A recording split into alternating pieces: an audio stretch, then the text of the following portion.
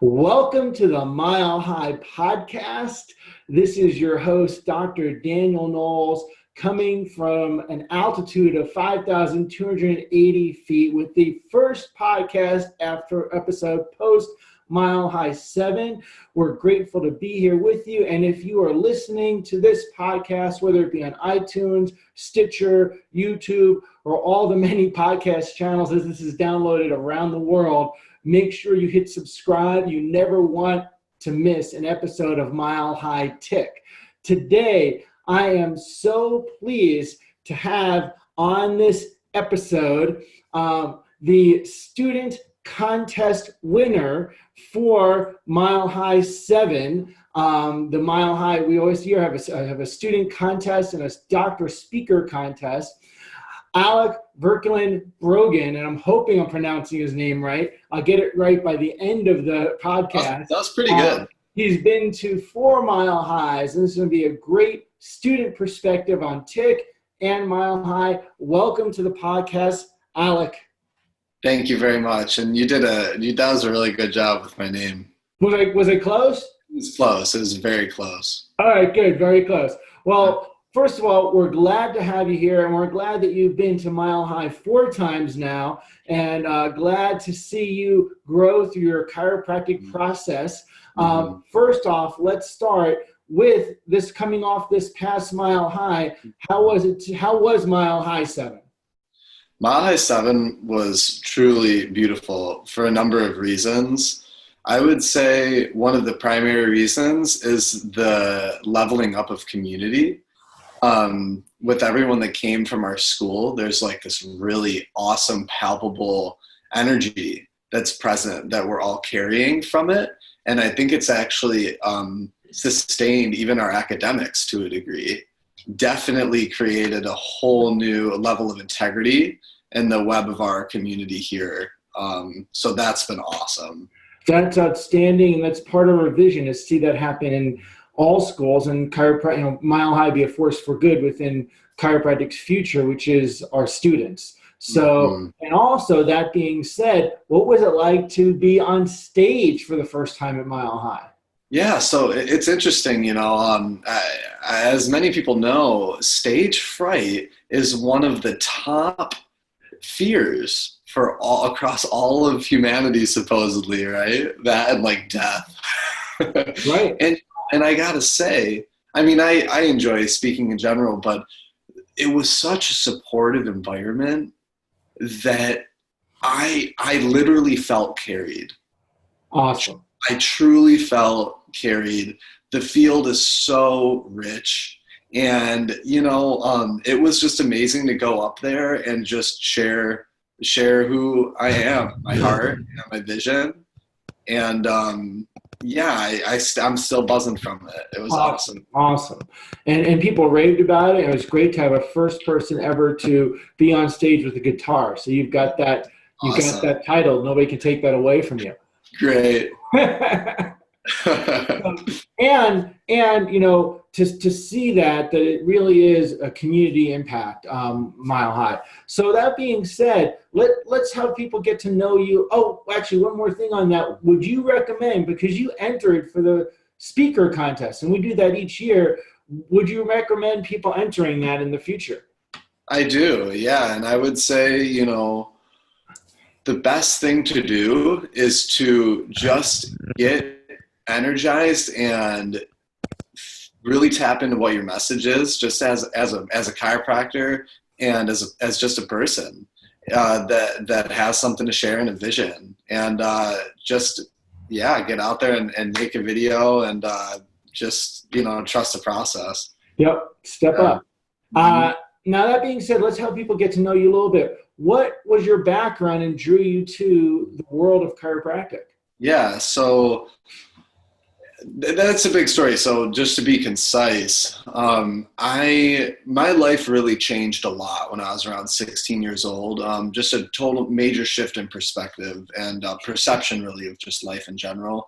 And that actually originally put me really into a deep curiosity around the Vedas, which is, yoga and the theory of and just really learning a lot about just the brilliance of life. And I got myself into some intense situations, some health crisis, even a spiritual crisis, and I ended up finding network. And it radically changed my life, to the degree that I had no choice. I had no choice but to go to school and to study network. And in doing so, I found out that we have a philosophy ourselves that is on par with really any other philosophy that's come through on this planet. That's what I consider a perennial philosophy of just an emanation of just the truth. And so I've just fallen deeply in love with chiropractic, and being able to bring this beautiful philosophy and actually ground it into the body is just an unbelievable gift. So yeah. Awesome. Outstanding. And being a LifeWest student, right? You were a Sherman student, LifeWest student. Yeah. You were a leader of a club, the network club at Sherman, at LifeWest. Yeah, both I served on the board, actually. What? At both, I actually served. At both. Okay, leader of that at both Sherman and LifeWest. So you've been a person that's been very engaged as a student. There's people that are more engaged with the process and philosophy and step up to leadership roles or in that capacity. So seeing that from that perspective, what would you recommend to people that are now in school looking back on the school process? Yeah, wow. That's a really let's keep positive on that note. Yeah, exactly. And there is a lot of positivity, and that's very genuine. I would say that my engagement specifically with network is one of the primary things that carried me through school. And it's also allowed me to graduate with inspiration, vision, and energy. I've got fuel, I'm lit up, and you know why? It's because the thing that I'm going to school for is the thing that's healing me. Step by step, it's been with me every step of the way. I just want to say that again, because that's a powerful statement. The thing that you're going to school for is the thing that's healing you. Mm-hmm. And there's a lot of chiropractors that's true for. So, but maybe not said it that concise. That's a great message. Yeah, absolutely. Yeah, I mean, and that really is one of the gifts, and one of the topics that my intention was to share at Mile High in my speech is that we have the gift of living our lives in congruence with what we do professionally. To me, being a chiropractor is actually an invitation to having a whole new depth of life. I mean, this idea of tone, it's like that's a way of life. It is experiencing life on a tonal level. What does that mean? I mean, that to me is the invitation of being a chiropractor. Yep. And so a little bit more, your background, education other than chiropractic, let's share that with everybody. Sure, yeah. So I went to a school called Naropa University, which of course you know because it's in Boulder. We get a lot of Naropa students in my office. Yeah, awesome, and that's so much my heart. I mean, that place was a true blessing for me, and I study. And it's interesting. So I study classical Indian raga music. I also study jazz and Western music, but I went to school for the sitar. And one of the things I noticed with Indian music is each raga conditions the space in a certain way. And then, there's this quality that music has, that tone has on conditioning the field, which of course you know better than most of the people on the planet. And, it's just so amazing to hear the same vernacular and these same concepts that have been around for thousands of years in music, but applied to the beauty and the brilliance of the body and the nervous system. And so there's a lot of coherence there. So I studied the sitar, and I also studied Vedic philosophy, theory, and practice. And that's not so much the type of yoga that people think about in the West of twisting your body into a pretzel. It's more about studying the art and practice of union, of it's one of consciousness. Yoga means to yoke the self, other, the mind, the body, the soul, all of these things. So, that's the way that I came into chiropractic. So naturally, I'm a little more philosophically oriented by nature. That's cool. It's interesting because actually for myself, as I was getting introduced to chiropractic when I was in undergrad, you were a science guy. I was studying philosophy. You were? Oh, but in a more undergrad traditional setting than Naropa. However, still a thought consciousness into upper mental, expansion at that point in my life to discover chiropractic was like, oh, this is what I, envisioned in terms of life, So and that being said, what's the role of consciousness in chiropractic? Because that's a topic in philosophy and in those studies around that we just discussed with Naropa. Yeah, absolutely. And thanks for that awesome question. For me, this is really at the crux of really the next step that we are taking as a profession. And in the realization that ultimately there really only is, at least in my experience, this unified field. And so to recognize, and this is also what the talk was about for me, it was called The Emerging Generation of Chiropractic, a mile high. And it's about this next step in our evolution has everything to do with the way that we live our life. Because every choice that we make is in agreement, in a relationship with the field, with this grid that is foundational to everything. And so the adjustments that we make, the contacts that we make, are the way that we hug our children is intimately connected with the adjustment that we make in the office, because we are a full statement of our being in every moment, and so it's, for me, that's why I'm so excited to be a chiropractor, because every moment of my life I know I'm on, and it's like there's this new level of accountability, not only in my professional life, but in my spiritual life. And not to use a charged word, but just even it doesn't have to be spiritual, for me it is, but even just my responsibility to humanity. They're not separate as a chiropractor. And so for me, that's a grounded way that consciousness is inextricably connected to chiropractic, because everything we do has an impact on the adjustments we make. Absolutely. And the adjustments we make have an impact on everything we do. Well, nice. Very cool. Perfect. Right? It's all connected. And when you realize this is, if I were to say there's a message that I have for students, because I have a feeling that a lot more students may watch this particular episode. If I were to say a message for students is to realize, now looking back on practice, 20 plus years, actually 22 years of practice at this point, understanding that practice is really being in private practice as a chiropractor is really the ultimate mirror, because it's really a reflection of you and your success, your impact, your ups and downs are really a mirror of what's going on in your life and in your world.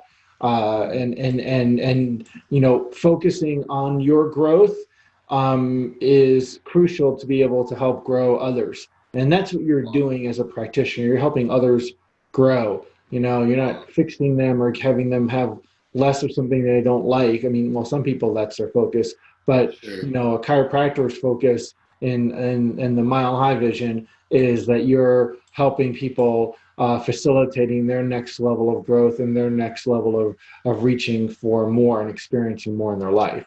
Awesome. Yeah. And the more you're tuned into that, as compared to your needs, and you're trying to fill your needs, the more fun and more impact and successful you'll have in chiropractic in all quadrants of your life. Yeah.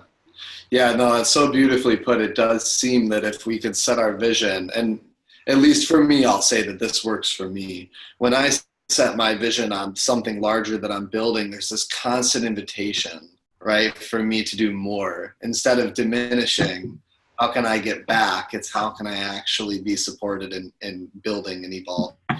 Right, right. Yes. So now, what have you noticed about this emerging generation of chiropractors? I'll tell you, from my perspective, there's a lot of people that are 10, 20, 30 years out that are concerned about chiropractic's future. So what have you noticed about the emerging generation of chiropractors? Yeah, so I think that actually I'm so happy that you said that last piece to preface this, actually, because that is totally in relation to what I'm seeing in this emerging generation. We're in a time of major instability, and within that there is this really inspired group of souls on board, of students that are coming in that have just this deep need to live chiropractic. They're not here to be a part of the chiropractic profession. Of course, that's a part of it, but they're here to live chiropractic, to have the philosophy be the way that they breathe, to live in a way that's congruent with the original vision. And by all means, not all of them, not everybody that I've been in school with shares this, but at least here and at Sherman, specifically with the network community, but also there are many others as well. When we hold that space, people show up and they are there because on a soul level, they're there because they have no other place to be in that moment. And there is a soul level calling to really keep alive the flame of TIC, of what we call TIC is this principled, philosophically based, vitalistic, salutogenic chiropractic. And what I've noticed is that this emerging generation, they're here for that. And I mean, it's like a palpable difference. I don't know if you've experienced this. When you sit with someone, you can feel when they're tapped in and they're threaded into this like animating force, like they're lit up. And you feel that quality around these students. They're curious and they're hungry for a genuine connection to the original impulse, the original, intention of chiropractic itself. Outstanding. And what can you describe in your words as a emerging student that original impulse? What is that of chiropractic? Yeah, absolutely. I mean, obviously we could do an entire podcast on that. So in a concise way, if not numerous, right? And maybe that even is what we're doing. I would say for me, it goes back to what Dee Dee said. And keep in mind, my background is going to be a little bit more, towards this aspect of chiropractic, but it's the unification of the spiritual and the physical. Right. And I would even bring in, the mental body, the emotional body, these different aspects of ourselves that can either be in resonance or in dissonance. And, when force, intelligence, matter, right? When that force enters in the body in that beautiful way, and it creates this resonance, with intelligence, matter, and there's just this harmony. And all of a sudden that person I mean, we have to, in my opinion, we have to be talking more about the mental impulse. We have to be, because in school, we don't really get that. At Sherman, definitely. At Life West, it's present. But in my opinion, not enough. We have to get back to asking the question of what is an adjustment? Mm-hmm. I mean, I think if we could understand that as a profession, we wouldn't be messing around with electrostim. I mean, if we could understand what an adjustment is, that there are few things, if any, on the planet that is more of a blessing and a privilege to be able to do with someone, to be able to help unify their spiritual nature with their physical expression. To me, that in an essential way, that is the essential nature of chiropractic.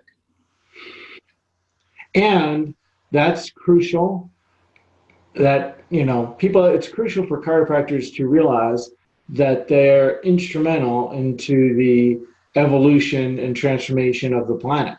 So with that, how does chiropractic play a part in the evolution of mankind?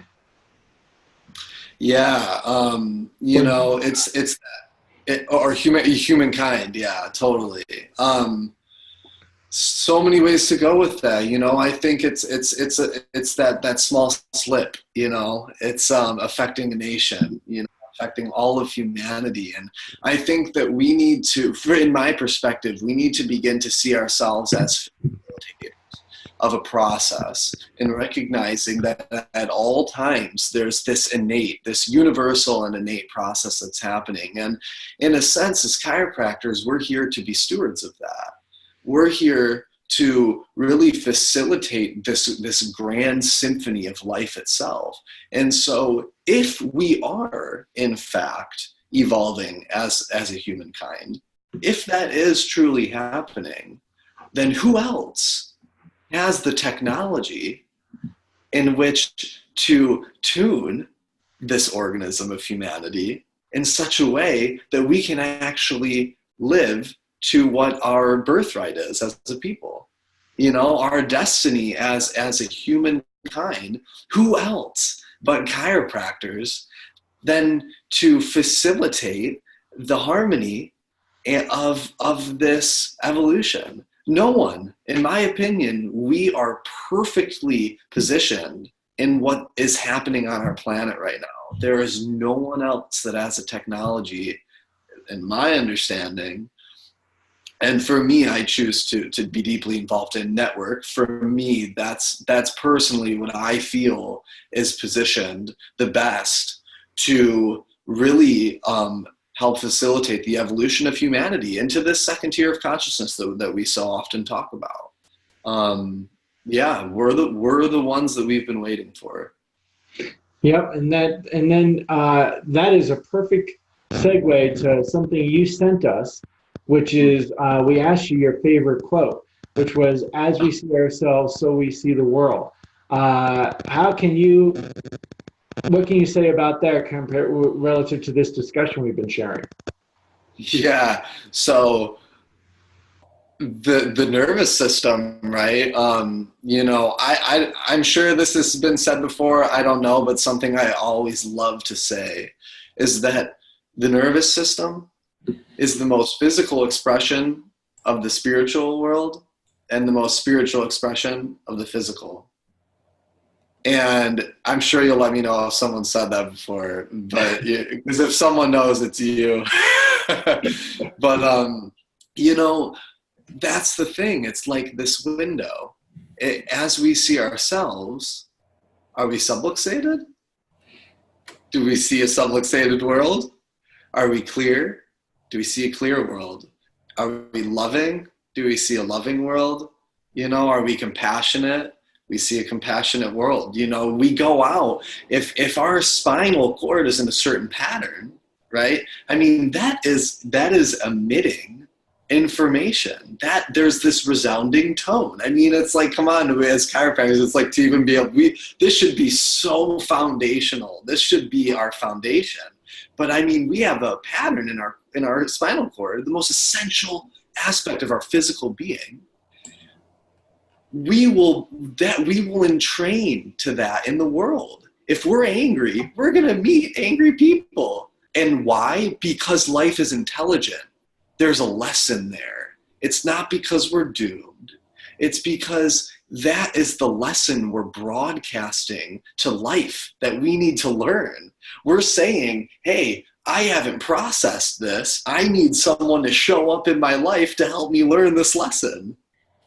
And so as we see ourselves, as we exist, that is the reflection that we will get from the infinite, because it's all us. It's all us. From my perspective, there is only one, and that's a non-dual philosophy. Maybe not for everyone, but for me, that's my truth. Outstanding. Well, thank you for sharing today on the podcast. As I said, if you're listening to this and enjoyed it, make sure you hit subscribe so you never miss an episode. B, thank you for rising up to Mile High stage, and we look forward to seeing who the student winner is next year, because it was very fun to have you. And of course, being at the last 4 Mile High events as a student, we were psyched to welcome you back as a doctor in future years. Yeah, I'm looking forward to that too. Outstanding. Yeah. So thank you, and again, thank you all for being a Mile High fan and helping us raise up TIC and raise up the consciousness of TIC on chiropractors and chiropractic teams around the world. We look forward to seeing you at Mile High 2020, which is August 20th to 23rd. Registration is actually now open, so you can grab your seats at www.milehigh2020.com, and we look forward to seeing you there. I will guarantee you this: the registration rates now will never be lower, than it will be right now. So you want to clear your calendar now and lock in success in 2020. So we look forward to seeing you there, Alec. Thank you so much for sharing today. Thank you so much for everything, Danny. Thank you. Like our page on Facebook, www.facebook.com/Mile High Chiro.